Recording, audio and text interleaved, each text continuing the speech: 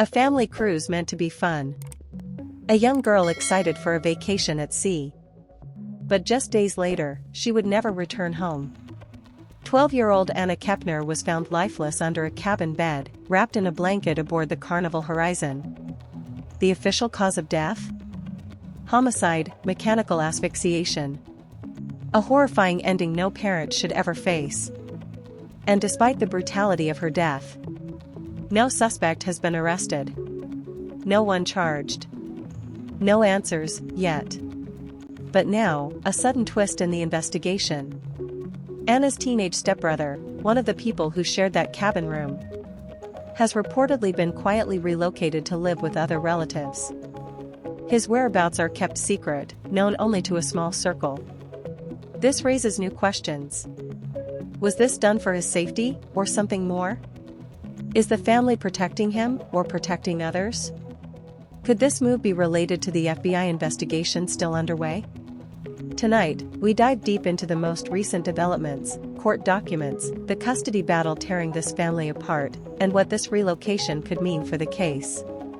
But first, if you're interested in real investigations, missing persons, and true crime stories, hit that like button, subscribe, and turn on notifications *** so you don't miss future updates on Anna's case and others like it. And as you watch, let us know in the comments. What do you think about the stepbrother being moved away? Your thoughts and engagement help keep this case in the public eye, and sometimes, eyes on a story push justice forward. Before we break down the new developments, let's quickly revisit what we know about this tragic case. Because understanding the events leading up to Anna's death is crucial. Anna Kepner was just 12 years old. Described as bright, cheerful, and excited about a family cruise vacation. In early November, she boarded the Carnival Horizon, setting sail from Miami for what should have been a joyful trip. She was traveling with her family. Her father wasn't present, but her stepmother Chantal, her husband Christopher Kepner, and several children, including Anna's biological half-brother and her 16-year-old stepbrother, the same one later relocated, were all on board. For the first few days, everything appeared normal. Family activities, ocean views, entertainment on deck. Anna was sharing a cabin with her siblings, including the stepbrother now under so much public scrutiny. They were said to be close, even spending most of the trip together. But everything changed on November 7th, just as the cruise neared the end of its journey. Anna was discovered under a cabin bed, wrapped tightly in a blanket. Not asleep. Not hiding. But dead. Authorities later confirmed her death was not accidental. Not medical. Not self-inflicted. But homicide, caused by mechanical asphyxiation, meaning pressure or force that restricted her breathing. There were no immediate arrests. No public suspects. And investigators have kept many details behind closed doors, likely to protect the integrity of the case. Meanwhile, the internet has been filled with questions. How does a child end up under a bed without being noticed? Where were the people in that room? Why has no one been charged despite the homicide ruling? All we have are fragments of information. And a family divided, torn apart by grief, suspicion, and legal battles. And now, adding fuel to the public's concern, the teenage stepbrother has reportedly been moved away, living with relatives at an undisclosed location. Which brings us to today's major update. Now, let's talk about the development that has reignited public interest and raised even more questions around this heartbreaking case. Recently, it was revealed in court that Anna's 16-year-old stepbrother, one of the kids who shared the cabin with her on the cruise, has been relocated to live with relatives. Not only that, his whereabouts are not publicly known, and according to statements made in court, only a very small circle of people is aware of where he is now. This detail wasn't announced through an official press conference. It surfaced quietly during a custody hearing involving Anna's parents. There was no dramatic reveal, no FBI statement, no breaking headline. Just a single line that shifted the tone of this entire case. Chantal Kepner's attorney stated that the relocation was done to Remove any risk of any danger to any of the other children in the home. That sentence alone opens up a range of interpretations. Does it mean the teen was considered a risk to others? Or was he at risk from public attention, speculation, or even potential retaliation? There has been no confirmation that he is a suspect. And it's important we approach this with caution. Relocation can happen for many reasons, especially when minors are involved in an open homicide investigation. However, it's hard for the public not to wonder. If he was present the night Anna died, if they were in the same room, and if the death is officially ruled homicide, then why move him so quietly? Is this for protection, privacy, or something deeper? Something investigators know but haven't revealed? This relocation update doesn't give us answers, but it certainly sharpens the questions. And it pushes us to examine the legal tension building within this family. Because right after this detail emerged, Anna's father made a move of his own. As news of the stepbrothers' relocation came out, a major legal conflict was unfolding behind the scenes. A custody battle that now sits at the center of this tragedy. After Anna's death, her biological father, Thomas Hudson, filed an emergency motion for custody of his youngest daughter, expressing concern about the circumstances surrounding the cruise and what happened to Anna on board. However, the judge denied the emergency request. Not permanently, but for the moment. What this tells us is important. The court did not find immediate grounds to remove the children. But the case is far from settled.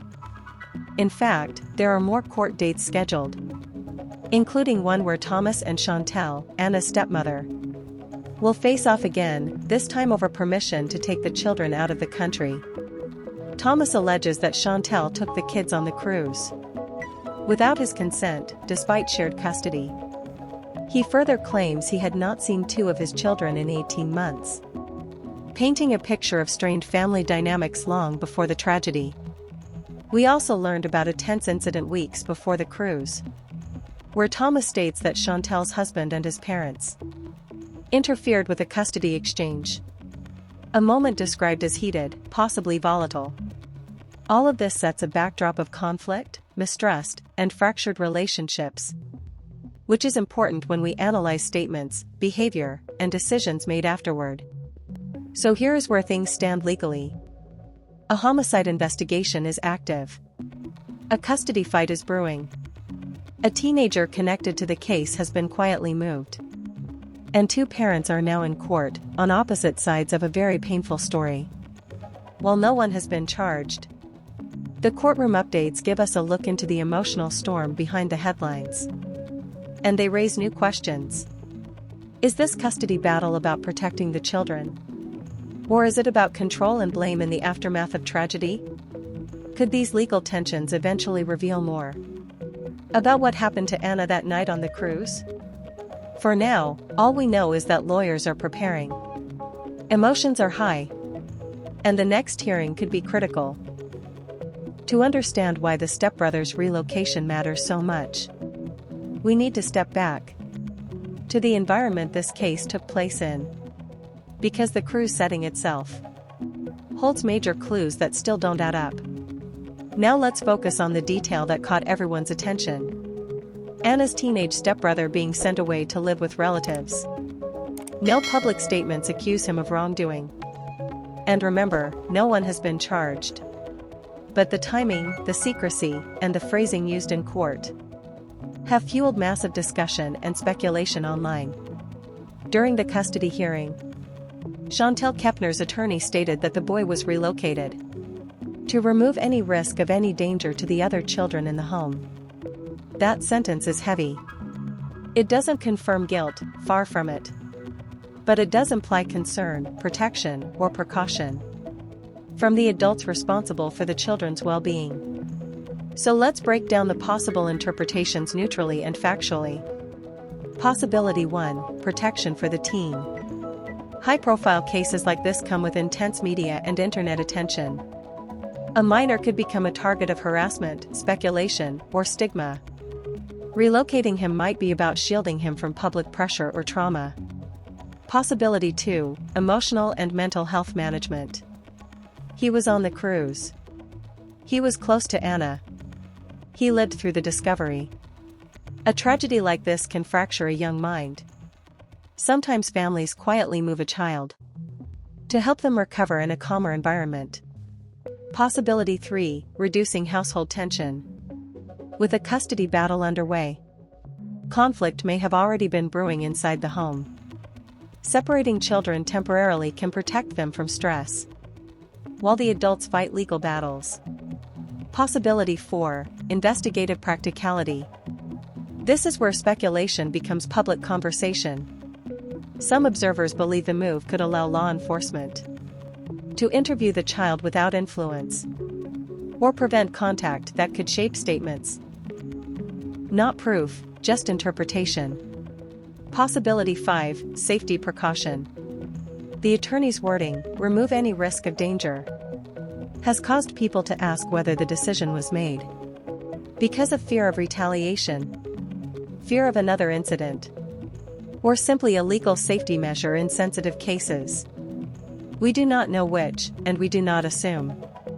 But we do recognize the weight this move adds to the story. A teen witness, possibly the last person known to be with Anna, suddenly relocated, with details kept private. Whether for his safety, legal reasons, or emotional well-being. This change is significant. And it leads us directly into the heart of this mystery. The environment where everything unfolded. The cruise. The cabin. The night Anna never walked out of. To understand why investigators have struggled, and why answers are still missing, we have to step into that setting together. Let's go back to where everything began. The Carnival Horizon cruise. This was meant to be a family vacation. A week-long trip from November 2nd to November 9th. Sailing out of Miami with multiple stops planned. On board were Anna, only 12 years old. Her teenage stepbrother. A 14-year-old half-brother. Her stepmother Chantal. Her stepmother's husband, Christopher Kepner. A typical blended family getaway, at least on paper. During the trip, it was reported that all 3 children shared the same room. That detail matters because it places Anna in close proximity to her siblings the night she died. We don't have exact footage or verified minute-to-minute actions, but we do know that Anna was alive and present with family.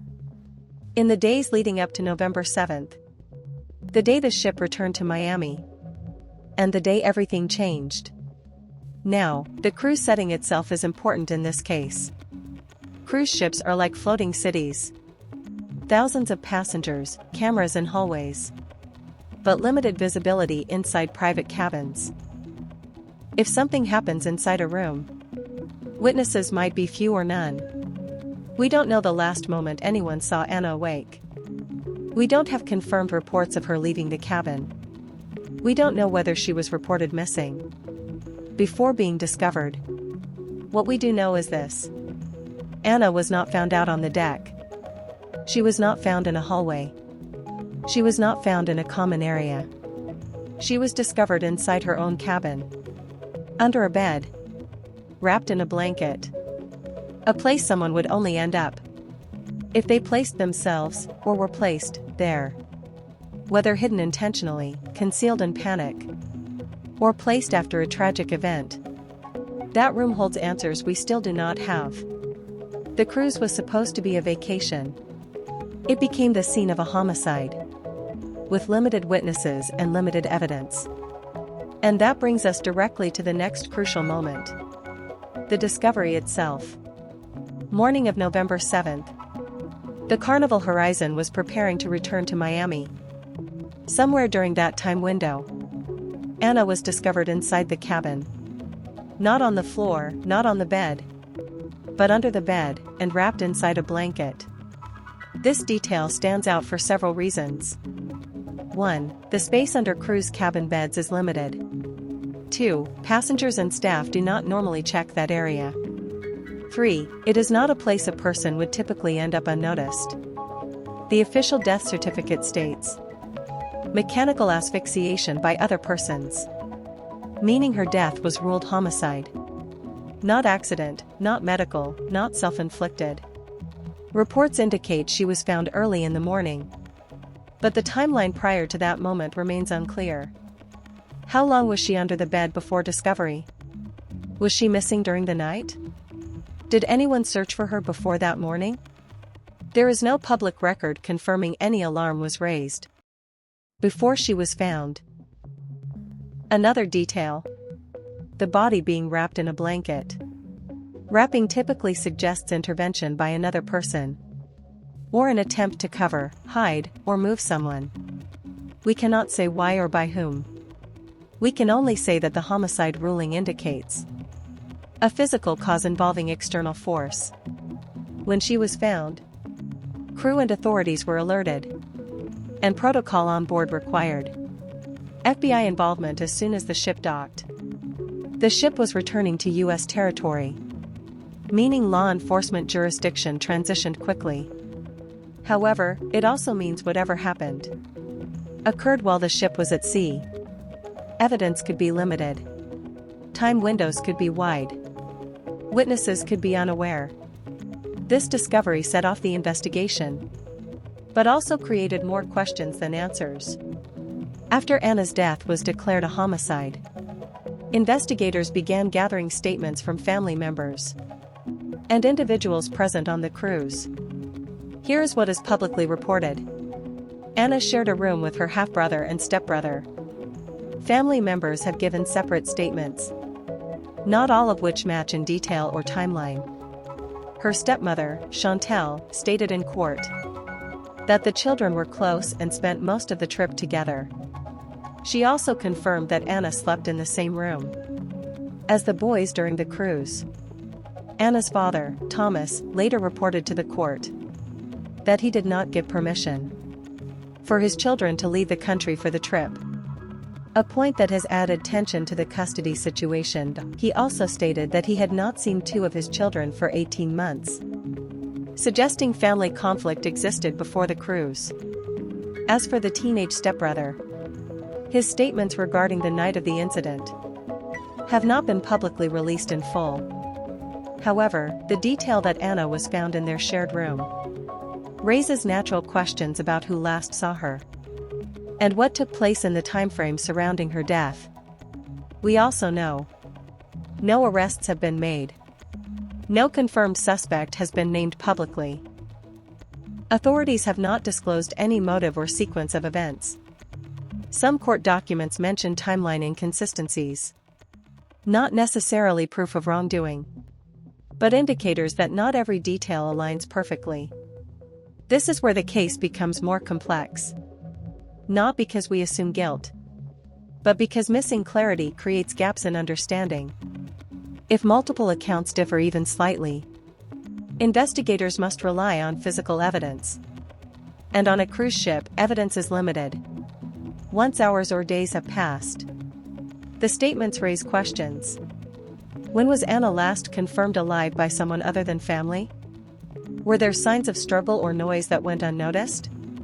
Did anyone report her missing overnight? These questions remain unanswered publicly. Anna's death certificate ruled her passing as homicide by mechanical asphyxiation. That alone suggests involvement from another person. Yet more than a year later, no one has been arrested or charged. Here's what makes cases like this difficult. First, the incident happened at sea, where jurisdiction becomes complicated. Once a cruise ship leaves port, responsibility can fall under the cruise line's internal security, the country where the ship is registered, the country the ship departed or was returning to, or federal agencies like the FBI. This means the very beginning of the investigation was limited by location and timing. On a cruise ship, forensic conditions degrade quickly. Rooms are cleaned, people move freely, and hundreds to thousands of individuals pass through common areas. If evidence wasn't secured immediately, critical details could have been lost within hours. Another challenge is that investigators must prove Who caused the asphyxiation, when, and how? Without video footage, eyewitnesses, or physical evidence linking a person to the act, prosecutors cannot move forward, even though the death is ruled a homicide. A case requires hard evidence, not suspicion or theory. At this point, no confirmed weapon has been identified publicly. No confession has been reported. No forensic trace tying anyone to the scene has been released. This doesn't mean investigators are inactive, but it highlights why cruise-related deaths often remain stalled for years. The FBI has confirmed the case is ongoing, meaning there could be developments not yet public. Until then, the lack of clarity leaves the public with more questions than answers. With everything we've covered, the cruise trip, the investigation, the relocation, and the legal battles, we are left with a list of unanswered questions that continue to keep this case open in the public eye. Questions like, how did Anna end up under the bed? A space not typically unnoticed, especially inside a shared cabin. How long was she missing before she was found? Was there a delay in noticing she wasn't present? Were there hours unaccounted for? Why was she wrapped in a blanket? Was this an attempt to hide her? Or was it a panic response? If her death was ruled homicide, why has no one been charged? Is it due to lack of forensic proof, legal complexities, or missing information? What role did each family member play that night? We know who was present, but what happened between the last time she was seen and the moment she was discovered? Does the stepbrother's relocation indicate protection or precaution? Was he moved to shield him, to create distance, or simply to reduce tension during investigation? At this stage, none of these questions have official answers. But these are the gaps the public continues to examine, debate, and speculate on. So we ask you, the viewer, what do you think happened in that cabin? Does the relocation raise concern, or is it reasonable? Was this a tragic accident, a planned act, or a truth still hidden beneath layers of silence? We've gone through the newest developments in the tragic case of Anna Kepner, a 12-year-old whose life ended on what was supposed to be a family vacation at sea. We reviewed the custody hearing, the relocation of the stepbrother, evidence challenges on the cruise, and the unanswered questions still surrounding her death. Right now, the case stands without an arrest, without a clear suspect, and without closure for the people who loved her. And that's why discussions matter. Every piece of information helps keep this case alive in the public eye. Because forgotten cases get cold, and cold cases stop moving. So I'll leave you with this. Does the family's behavior raise red flags? Was the relocation precaution or protection? And what do you believe still lies beneath this story? Comment your thoughts below. I read every one. If you want to follow this case as it unfolds, and if you want more deep breakdowns like this, hit subscribe, turn on notifications, and share this video so more eyes stay on Anna. Part 3 will dig deeper into cruise homicide patterns, similar cases at sea, and how often justice gets lost in ocean jurisdiction. Thank you for watching. Stay alert, stay curious, and I'll see you in the next one.